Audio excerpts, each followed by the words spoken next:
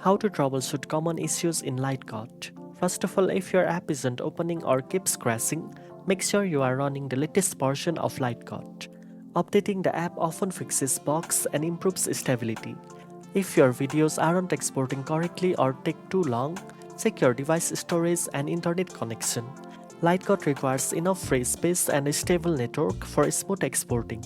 Sometimes you may notice that templates, music, or AI tools aren't working. In this case, try restarting the app, clearing the app cache, or reconnecting to Wi-Fi. This often resolves temporary glitches and restores full functionality.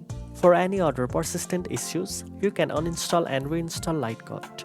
This usually resolves errors caused by corrupted files or incomplete updates.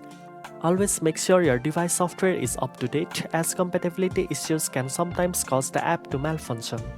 Now you know how to troubleshoot common issues in LightCut. If you found this video helpful, don't forget to like, share and subscribe for more editing tips. Thanks for watching and I'll see you in the next one.